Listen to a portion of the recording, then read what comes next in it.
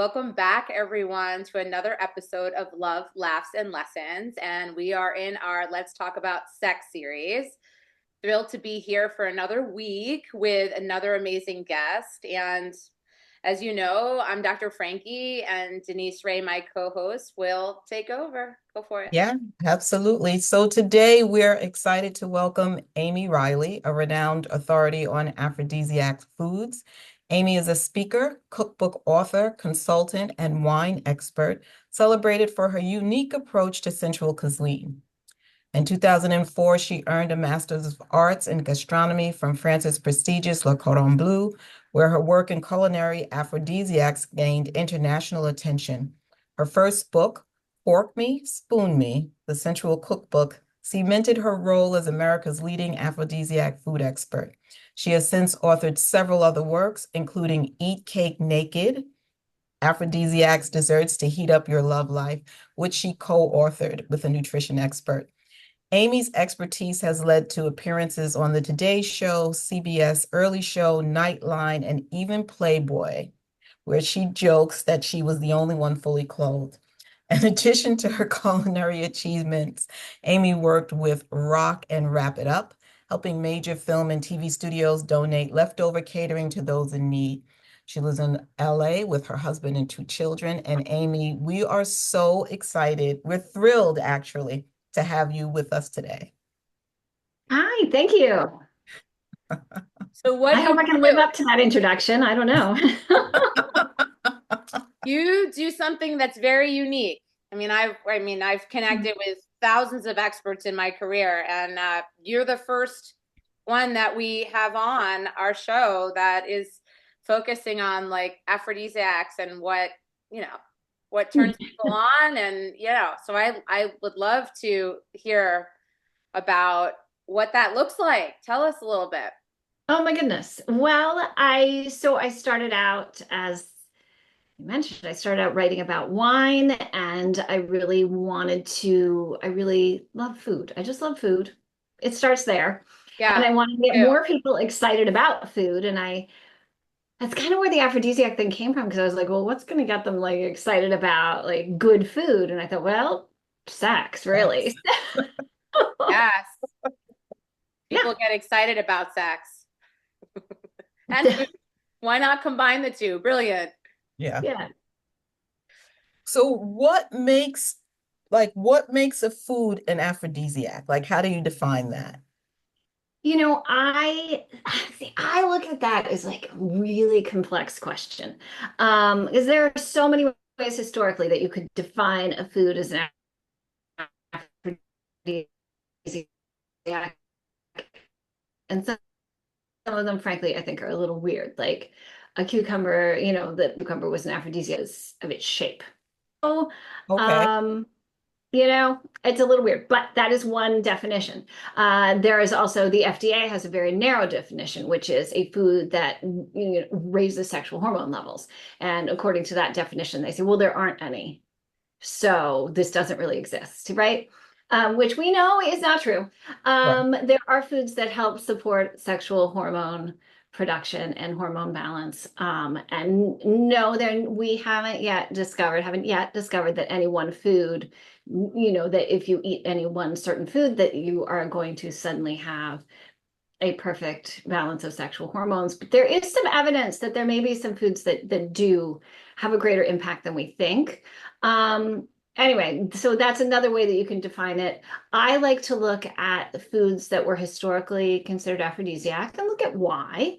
And some of the reasons are quirky. But then I also like to look at the nutrition of the food. And then we can really easily see where that connected, where and someone may have said an avocado looked like a testicle. But it turns out an avocado is actually very good for your sexual health. So. So I just want to go back to one thing you said was the cucumber, right? So is that the idea is that that is an aphrodisiac because it can be used in place of a dildo? No, and that is another way you can define an aphrodisiac food, which is a food that could be used as a sex toy. But that is not part of my definition. That is so what I thought as well, Dr. Frankie. So you Oh my were gosh, not no, alone. no. I was like, No. because of its visual appearance. So, back in, I don't know, 1720, some guy decided that a cucumber looked like a male member, and therefore, women should never look at a cucumber, that kind of thing. Okay. Yes, there are a lot of foods because looking at it would turn them on or make them think of sex. Right. Okay. Okay. We were such in another zone. Wow. Yes. No, but I'm sure there are people who have defined aphrodisiacs that way. Yeah. So what are some foods that we should be considering purchasing in the next week on our supermarket run that would enhance enhance our libido? Yeah. Yeah. Yeah. Well, that depends. First of all, the needs of men are different than women, right? We're not being unfair or sexist. It's just a fact of the way our bodies work. Yeah. So there's that consideration. And also I always encourage people, you have to really consider this, like, you got to look at the foods you like. Like, sweet potatoes are good for women's sexual health, but if you don't like to eat sweet potatoes, like, there's just that's like not sexy. It's not sexy. It's not going to happen. So Right? don't force yourself to eat things. No. But is a sweet potato an aphrodisiac? So it's a food that's the links historically, like folklorically, between sweet potato and sex are pretty weak, but in terms of a food that's great for women's sexual health, sweet potato is for sure. Okay. So add that to your list. If you like sweet potatoes, get excited. Well, I will just tell you that I have like a bowl full of sweet potato chips right here besides me. Oh, I love that. That is my snack. Yeah, I enjoy sweet potato too. It's good. As a kid, I hated it. Nice. As an adult, I'm like, I can dig this. Yeah. So, what else? What other food? Wow, I could take them or leave them. So on my website, eatsomething.sexy.com, we created lists of the 10 best foods for men, and a list of the 10 best foods for women.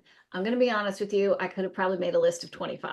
Wow. But what we did was we narrowed it down to things that are relatively inexpensive, fairly accessible, and hopefully things that we tried to mix it up with proteins and veggies and fun things. Like on the women's list is dark chocolate.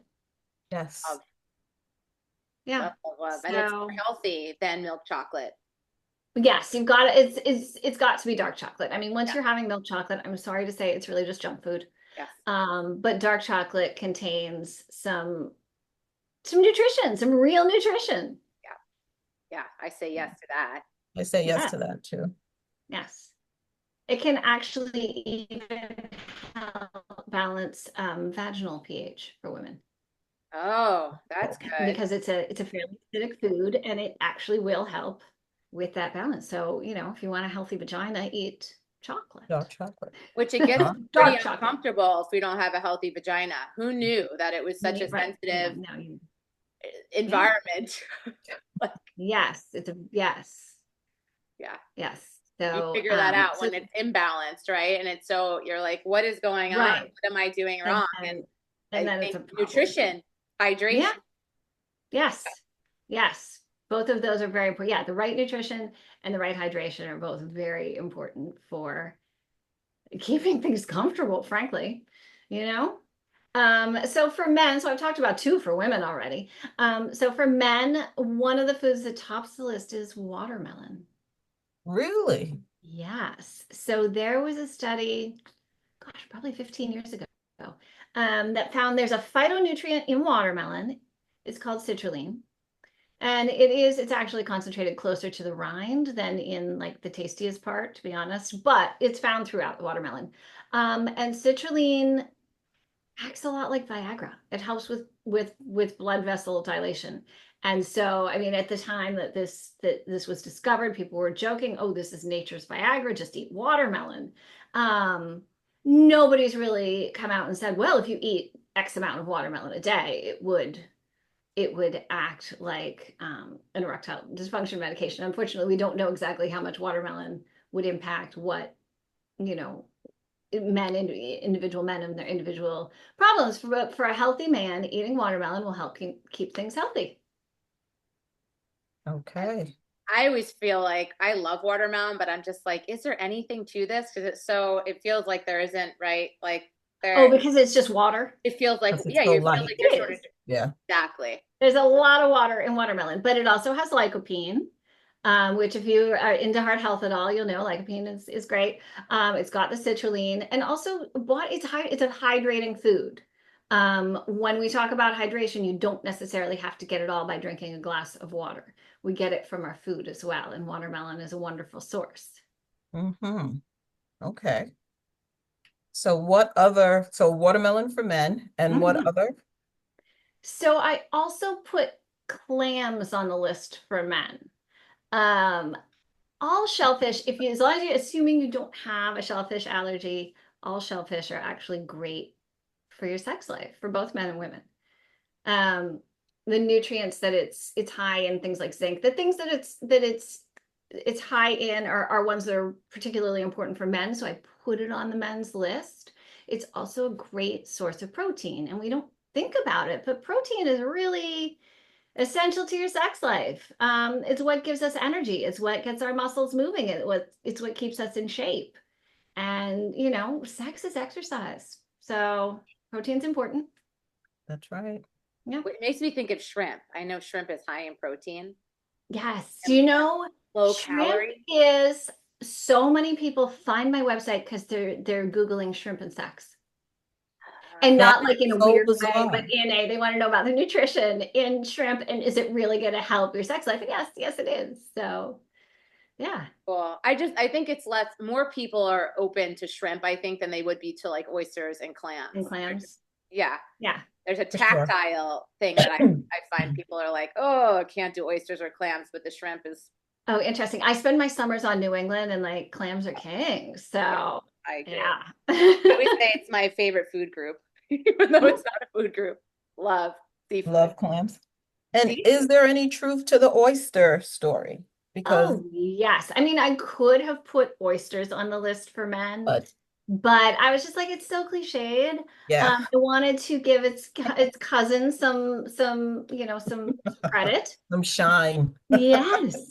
But oysters they really are aphrodisiac.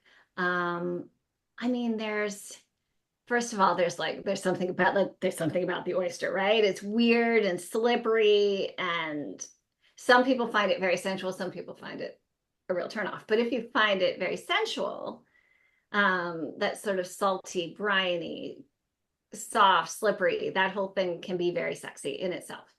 That being said, clams are also a good source of nutrition for sexual health. Again, a good source of lean protein. We're not getting all of the saturated fat that we might from eating red meat, but we're still getting it's a good source of protein still, and a good source of zinc. There was also a study.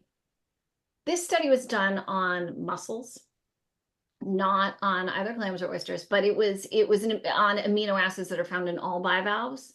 So the implication is that the results would be the same with all bivalves, which is clams, oysters, mussels. What did I just forget? I forgot one. I forgot at least one. Anyway, any bivalve. Sometimes I talk to so many food, like people in the food industry, that I just talk about bivalves, and then I have to say, hey, most people don't really know No, what yeah. that means. I need to stop myself. But anyway, so clams, oysters, mussels. They all have these amino acids that in a study, it showed that they raise sexual hormone levels. So at the beginning, I talked about there may be foods that actually do raise sexual hormone levels. We just don't know enough about it yet to make an assumption or an assertion that they do not. It may very well be that amino acids found in oysters and clams and mussels do that. Yeah. Is there anything we should stay away from? Like, I'm just thinking of tofu has popped up in my That's head. so funny. Tofu's on the women's list. It is. One of the best Men, things you can though, eat. I Yes. think it can somehow produce estrogen. Is that So that whole thing was a scare. Now, with soybeans, it's recommended that you don't eat more than a certain, I'm blanking right now on the amount that no one, male or female, eats more than a certain amount of day. It's just one of those foods where you get, too much of your oversaturation of that. It's not a phytoestrogen. I'm blanking. I don't know why today my brain has just gone to sleep on me. Anyway, no, that's not true. Okay. That's good because it's high in protein and it's good for you. Right, exactly. Yes, it's just don't eat past a certain threshold, which I mean, you'd have to be someone not only eating tofu, but also like maybe drinking soy milk at every meal too. You know what I mean? It's like, To reach that. Yeah. yeah. And I'm Okay. sure there are people who do, but for most of us, that's not a worry. And it's actually really great for women. And again, a good source of protein. So yeah. Tofu's on the list. I All like I it. have a random question for you because this comes up in my practice. Okay. Like there's this thing where guys are like, "Oh my gosh, I want to make my cum taste better." So Oh, they'll suggest the pineapple. What have I heard? Blueberries. oh, So I never heard blueberries. Now I yeah, want to know why blueberry. I'm gonna Google it. No, can you imagine the horrible Not things? asparagus. Yeah. oh my God. Not going to Google that, but I'm going to ask an expert. I've never heard that about blueberries. The pineapple thing is interesting, and I have done my research on that. Pineapple is actually on the list of the 10 best foods for men, and that is not why at all. Oh, Fiber, bromelain, it's not because of that. But um, there's enough anecdotal evidence that it works okay. that, if you say it works for you, then yeah, then that's go for it, right? It's suspected that it probably the acidity and sugar of the pineapple reduces the bitterness, any bitter flavors, and maybe that's what's going on. Mhm. Not that it's actually making anything taste like a tropical sensation. It's not a pina colada now. No, no. Yeah, that's one that, definitely guys are like, this is I want to make it more appealing. So they're Yeah. considering the different options. Is there anything like that for women that can change? I heard pineapple for women as I well, was though. about to Oh, say, it's the same, you apply the same principle. It may reduce any bitterness, okay. but it's not really, again, we're not drinking a pina colada down there. It's Yeah, just not it's not going to taste like a fruit no, salad. no, no. Okay. Well, that's disappointing.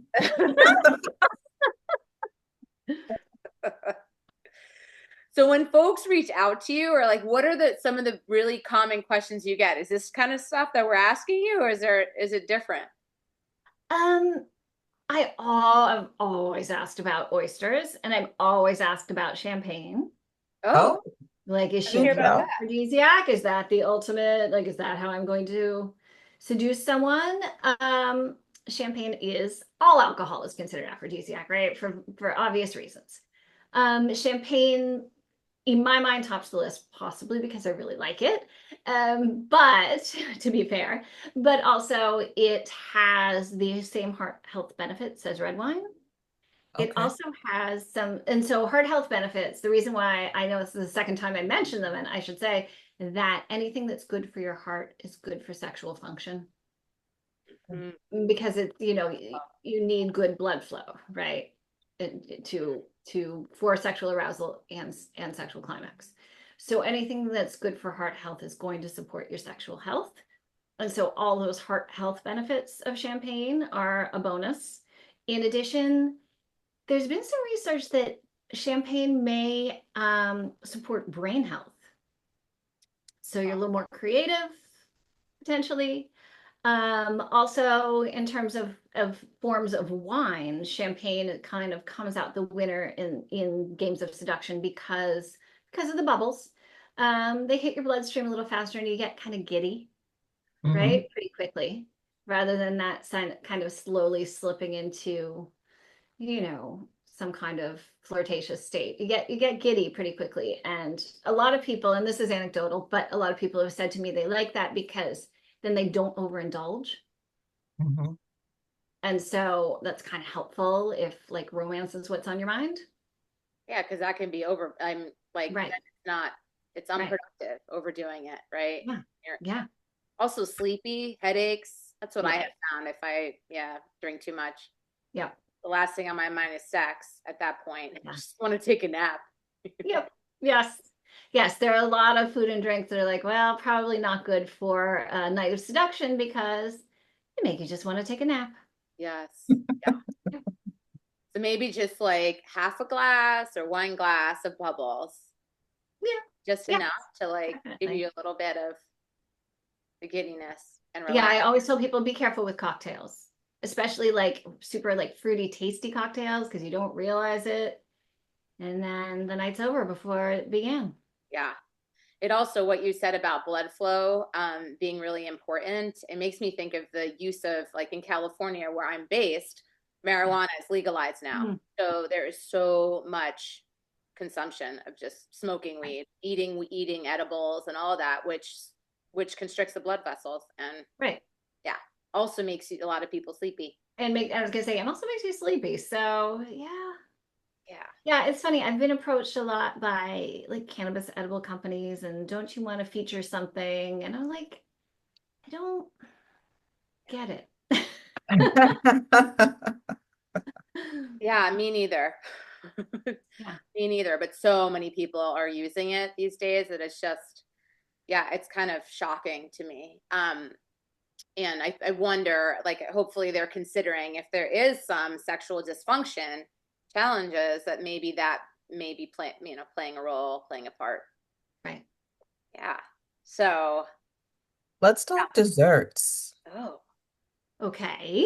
love sweets. Do you know Yes. this is like my favorite topic, right? Like my favorite. So, what do you want to know about dessert? So yeah, what about desserts make them sexy or make them aphrodisiacs? Because I know there's a whole book that you wrote, right? And yeah. So Yeah. tell us about that. Maybe first tell us about the book and then let's talk about that. I love the So, title. thank you. So I wrote Eat Cake Naked because I love dessert. And it's funny, the woman that I partnered with on the book, Delana Flagg, she has her PhD in, it's a very specific, it's a holistic nutritional something or other. I'm not going to get the words right, but she always laughs at me like over all of my, like every time we'd work together, I'd be eating cookies or something.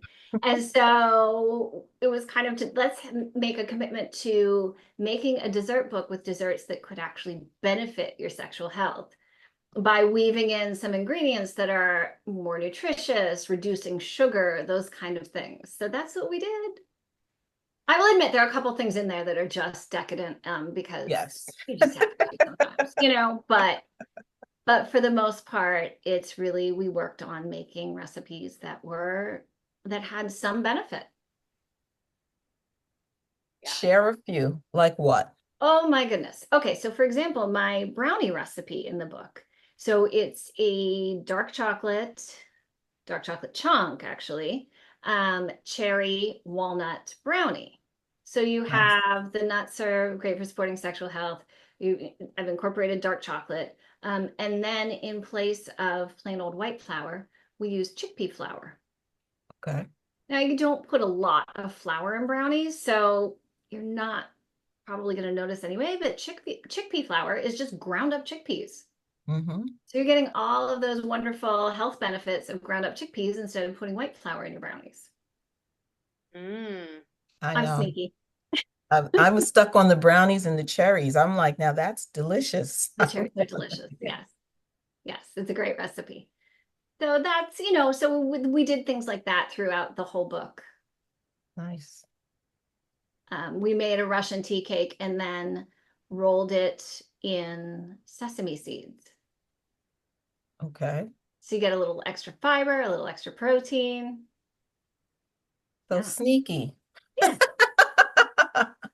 And sesame seeds are healthy delicious. and They add decadent. a layer of interest. They're interesting, right? It's Very more interesting. interesting than a cookie that just tastes like sugar. Yeah. Okay. And when you're eating these foods, like if you're selecting these foods because you want to improve your libido and your sexual health, Yeah. is it like you would recommend that somebody does this intentionally for how many weeks or how many months? Because I imagine it's not something that's immediate, or maybe I'm wrong. Maybe So right away. there are foods that can have an immediate effect. Take, for example, the champagne that we talked about, which has that immediate giddy, warm effect, right? Eating chili peppers Oh. raises your body temperature, Mm-hmm. makes your tongue tingle. So that's Mm-hmm. another one that has an immediate effect. Now, that's neither one of these are really necessarily having an immediate impact on your sexual health. But, as far as foods of seduction go, they're kind of a great choice. As far as making lifestyle changes to eat for better sexual health, I look at it as like it's a lifestyle change. It's a forever change. And yes, you're not going to wake up on day number 2 and feel like a different person, but within weeks. I have done, so I actually have nutrition coaching certification, and over the summer, I worked with some private clients, and within a couple of weeks, they were reporting Wow. changes. And we weren't making huge changes. We were not making over their diets. It was just a little of, instead of this, why don't you have some of that? And, why don't you add a bit more of whatever? It wasn't a huge change, but they were seeing it pretty quickly. Pretty cool. And if somebody has allergies, because people have I'm hearing a lot of, all of us are, right? The gluten allergy, right? People having to be more restrictive. Right. So with that, are there still options for somebody who's got to be mindful about their nutrition? Oh, definitely. Most of the foods that I talked about so far aren't really associated with any, they're not on the big list of allergies, right? So watermelon and sweet potatoes, you don't hear a lot of people with issues of either of those. Right. And so, yeah, no, there are a lot of choices for you of great, delicious and nutrient dense aphrodisiac foods, and you can avoid common allergens. I do have peanuts makes the list of foods for women, and I know that is one of the top allergens these days. But when I'm working with a coaching client, then we'll say, okay, well, let's look at alternatives for peanut that's going to fit, your needs. So, yeah. I think this is so interesting that you are promoting that we start making such conscious choices about what we put into our bodies so that our bodies can serve us best. And I love that, we are wanting to create meals again, to make recipes instead of not knocking fast food, but instead of, the quick fix to really prepare. And I think back to, my mom, how she used to cook. Like if you were at my dinner table, then you were family. So like actually preparing this meal and preparing it with love for love. I love this whole idea. This is so nice. I think this could be like such a sexy, crazy date to have someone really mindfully and consciously prepare a meal that will enhance, sex later on. Yes. Yeah. Yes. Just the idea that someone is preparing this meal for you in this way for this reason is an aphrodisiac itself. That's right. That's right. I always say I cook with so much love. That is a way that I show love to people that I really care for. Love to cook for them. And you can totally, Denise, knock fast food because it's poison and toxic. So. Well, but I don't want to knock people if that's their choice. So I know we knock it. And I will say there are ways, like you don't have to, if you're going to eat for your sexual health, it doesn't necessarily mean that you have to be cooking at home every night. There certainly are shortcuts and things that you could choose if you're eating out as well that would still benefit your sexual health. So because I don't want anyone to feel intimidated by the whole idea. But yeah, I think for me, cooking is kind of a fun part of it, but it isn't for everyone. Yeah. Yeah. I mean, I think a lot of people feel like they're not good cooks. They're like, I'll be a sous chef. Like, if I can find as a matchmaker, and Denise can relate to this, I'm sure. It's like, yeah, I'll help in the kitchen, I'll assist, but I don't want to be the cook. So if you can find me a match that loves cooking, Oh, right I'll do on. all the cleaning if they can cook. Yeah. oh, I dream of finding someone who will clean. Yeah. I mean, that's definitely useful.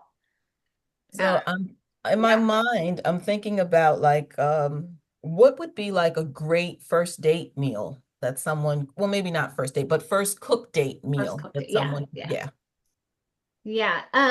Yes, as a first date, it would probably be a little weird, but fourth date, third date, whatever, whenever you're ready. Again, it depends on what you want to do is consider the preferences of the person you're cooking for.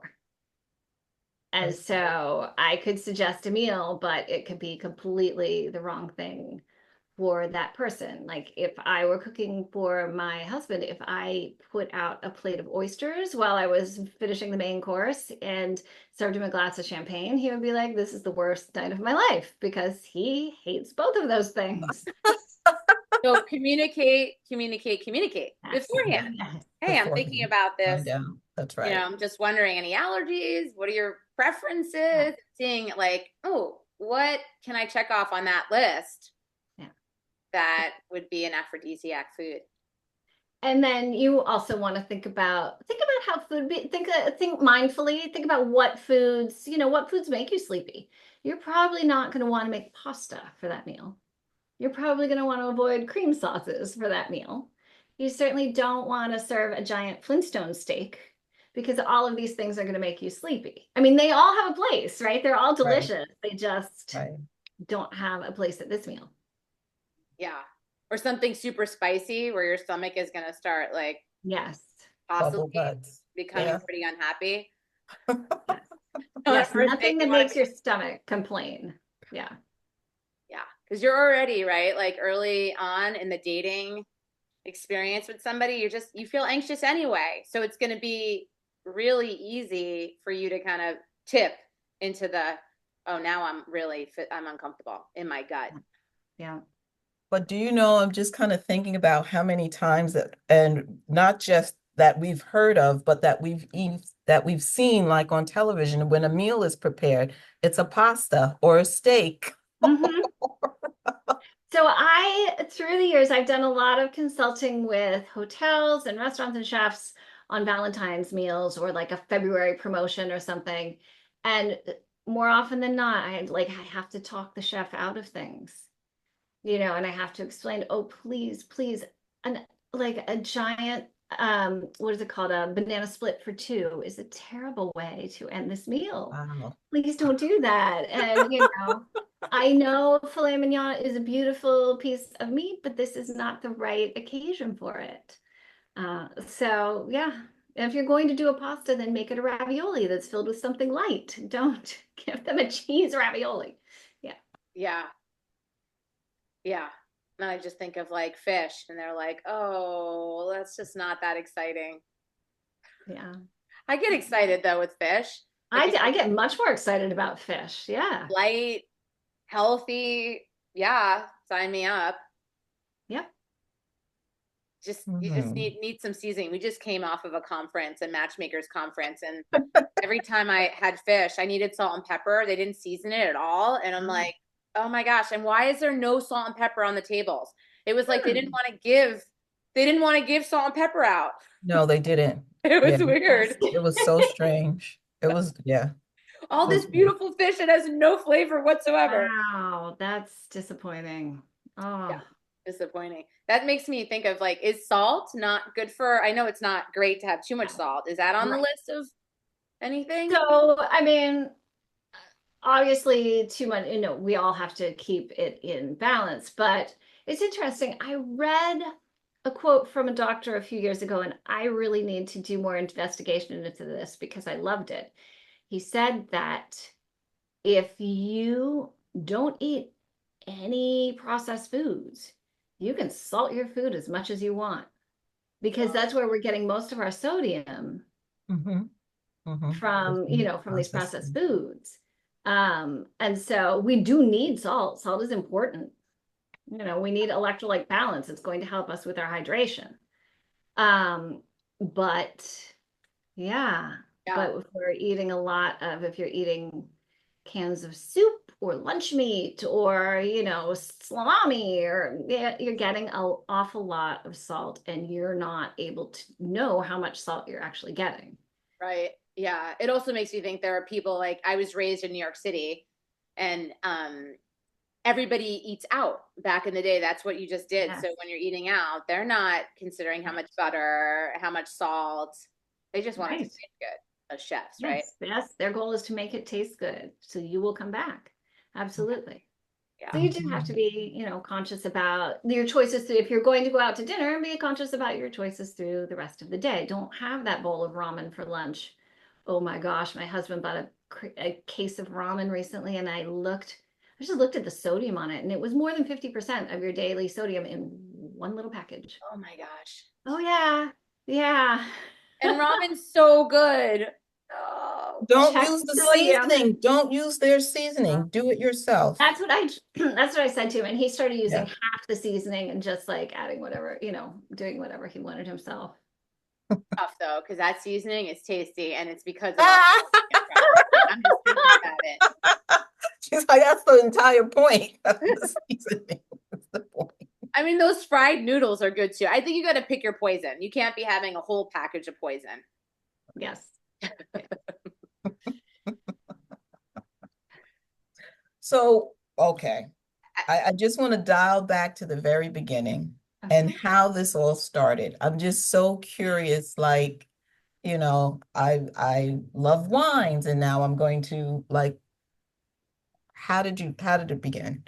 So it really started with my getting sick, which is like, this is the downer part of the interview.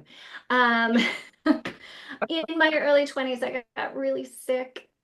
I just kept losing weight, and I was tired and cold and cranky, and no one knew what was wrong with me. It took a long time to get a diagnosis, and when we finally figured it out, it was a combination of a severe mold allergy and a systemic yeast infection. Wow.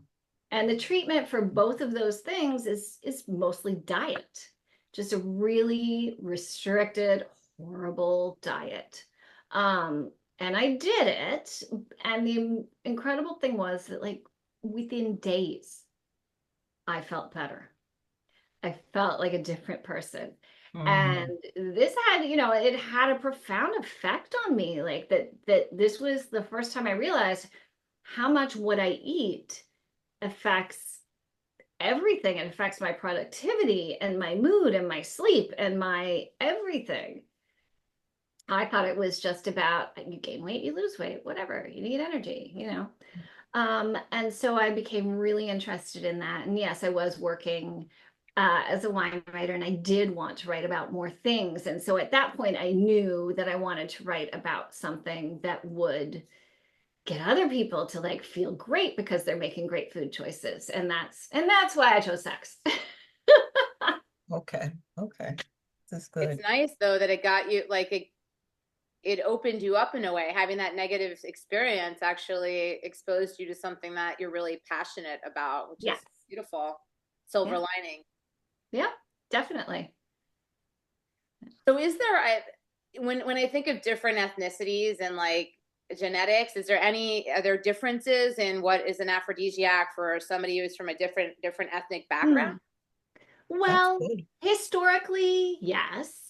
But these days the world is such a melting pot that it isn't necessarily, with some exceptions. Like, there are still aphrodisiacs, like in traditional Chinese medicine.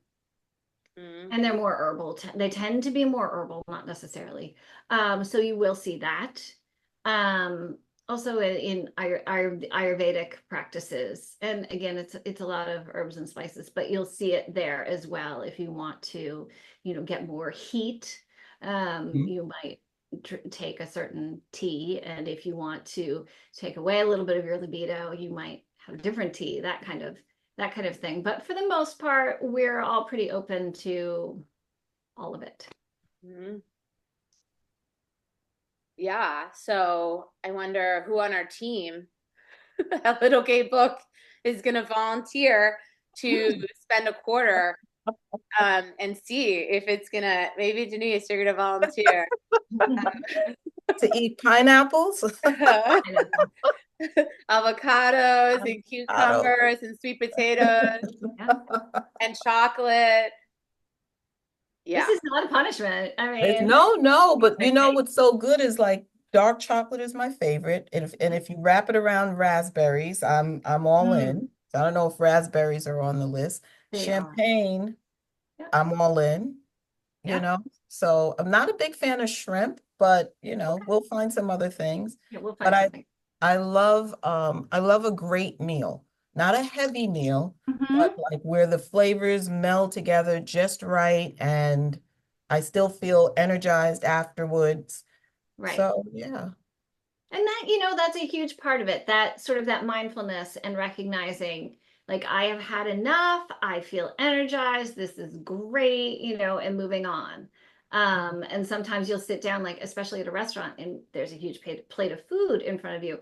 And sometimes you hit that point of like, this was a great meal and I feel wonderful, but half of it is still on your plate. So you kind of keep eating because it's there. And so that's a part of sort of the eating for your sexual health and for giving your sex life a boost is about that mindful awareness and when do you feel good and what are you eating when you feel good. Yeah. And that's a good point because I think we eat too quickly and we miss that signal. Okay, we've had enough. We're full. We're satiated. And then we just keep eating. And then we get to when we realize, wait a minute, now I'm uncomfortable. Now you got to just wait it out for hours to undo that feeling. Yeah. So to slow down, which is hard because I'm moving fast. And it's just to be mindful and noticing how you're feeling and slowing down right there is just something that we have to teach ourselves, not automatic. Yes. And creating the sexy in the delivery of the food. When you were talking, I had a visual of people feeding one another, you know. So are there tips and exercises that you recommend that go along with using foods as aphrodisiacs? Yeah, there are a lot of them out there. Some of them I have such a hard time with. Like there's one practice of taking a sip of whatever drink that you're enjoying, preferably something that's extremely cold or extreme or hot, and then kissing your lover and passing the drink. We used to do that when we were kids. Are you Oh, serious? she's like, no way, I'm not doing that. Wait. Let me just understand. Passing the drink through your mouths? Yes. Like you're a bird feeding another bird? Like you're chewing up the food and you're like, here. No, it's a drink. It's got to be a drink. It's not the food. I'm being silly. Sorry. I digress. No. Okay. No, don't baby bird them. So you pass the liquid from your mouth to your partner's mouth. And what does that do? It's sexy. You didn't do this as a teenager? You didn't drink? What? No. Okay. I may have given my boyfriend like my gum when he's like, oh, I want a piece. I'm like, well, this is my last piece. And I'll start chewing it a little and be like, here, you have my gum. I remember that. Okay. Yeah, but that's not sexy. That's just funny. Yeah. But, but yes, a lot of people find this sexy. I have issues with germs. I can't even I can't do that, but it's effective for a lot of people. So good for them. I really like to promote the idea of cooking together. Naked. Because you get into a not naked. I'm sorry. Well, I mean, you could do it. I recommend aprons, especially if you're using a frying pan, you know, because things splatter. Wait, naked with an apron. Naked with an apron is fine if that's it. You know, I get chilly, but I do know people who have found that enjoyable. Yes, for sure, definitely. Clothed or unclothed, I recommend cooking together. because you get into this rhythm together. It's kind of like you share energy, you share Yeah, space, you share energy. It's a cooperative activity. It can be a form of foreplay. yeah. I think cooking together is very sexy. Yeah. Yeah. I actually left my friend's house because they were cooking together and they got so playful in the kitchen. I really felt like the voyeur. I was like, oh, I'm gonna leave. They were like, no, Yeah. stay for dinner. I was like, we all are in some other zone right now. Right. And that doesn't include me. And it So doesn't now thanks include for the me, right? I gotta go. And they were Yeah. so upset, but I really left because there was just something that was happening. And I was like, okay, it's a bit much now. I'm out. Yeah, but Were there any aphrodisiac foods that were being cooked? I don't even remember because I was so distracted of what they were doing and how playful they were, and then the looks, and I was just like, okay, something else is happening, and I don't think you'll really want me here. So yeah, Maybe they weren't even aware they of what you probably were weren't. picking up on, and then you left Yeah. them there to look at each other. What was Yeah, he no, it picking doesn't up sound on? like they even knew, but good for them. Like, Yes, I was like, oh, Well, did you get an update after the dinner? I no, we never talked about it again. What? Yeah. Yeah, we never spoke about it again. I didn't have an attitude, but I think that she felt some kind of way because I really left, you know. So maybe I was picking up on something that they weren't, it just was real uncomfortable to me. Well, Anyway, I don't know. That sounds like a conversation that yeah. could be had. Just saying. just saying. Um, oh my gosh. So Amy, this is awesome. So tell folks kind of how they can find you and yeah, share with us. So the best way to find me and to find out more information about all the things we've been talking about is to go to eatsomething.sexy.com. I highly recommend signing up for my mailing list because that's where I give out the really good stuff. And I offer deals and things. So you can sign up on any page on eatsomething.sexy.com. You can also get any of my cookbooks pretty much anywhere books are sold. You can special order them at any neighborhood bookseller. Of course, they're all on Amazon. You can look at excerpts on Amazon, so it's handy for that. I know, a lot of people don't want to shop there, but you can find excerpts on Amazon, then go buy my book at your neighborhood bookstore and read lots more about aphrodisiacs at eatsomething.sexy.com. Amazing. Thank you. Thank you for joining us today Thank you. and sharing all your wisdom. Thank you. This was fun. I had a really good laugh. Oh, good.